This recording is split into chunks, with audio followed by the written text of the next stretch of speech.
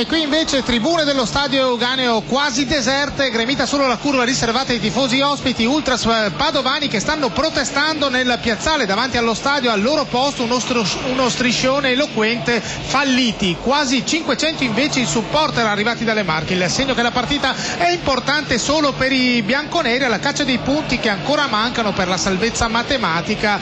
All'Ascoli il pari potrebbe anche non bastare in caso di contemporanea vittoria di Empoli e Livorno, in quel caso sarebbero i play-out. Padovani con il 4-3-1-2, esordio stagionale in porta per Cano, poi Donati, Legati, Trevisani e Renzetti in difesa, Bovo, Marcolini, Dramea a centrocampo, Bentivoglio dietro le due punte, Cacci e Succi. Silva risponde con il 3-5-2, Guarna tra i pali, Andelkovic, Peccarisi e Faisca, i tre della linea difensiva, Scalise, Pederzoli, Di Donato, Pasqualini e Sbaffo nel folto centrocampo, Soncin e Papavaigo in attacco. Arbitra Candussio di Cervignano, assistenti Vivenzi e Paganessi. A Padova la serata è umida, siamo attorno ai 20 gradi, il terreno di gioco in buone condizioni, molto scarso come dicevo il pubblico, non più di 1500 persone. Come detto, i tifosi padovani disertano l'incontro per protesta, mentre ci sono quasi 500 marchigiani. Studio a Bari per Bari Gubbio, Enzo Del Vecchio. 2 minuti in questo momento allo Stadio Adriatico per in gol l'Ascoli, scusami, il gol di Pasqualini al 31esimo minuto, una gran botta dal limite dell'area, la palla in rete, quindi al 31esimo Padova 0, Ascoli 1. A te.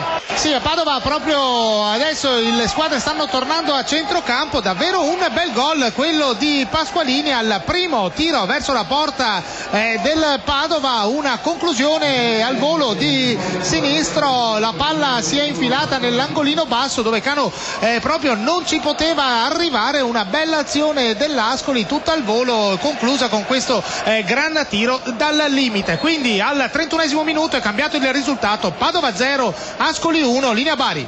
Tra Cantù e Pesaro finisce sul 39 a 39. Il 2-0 dell'Ascoli, scusami, il gol di Soncin al 43esimo minuto, quindi Padova 0, Ascoli 2.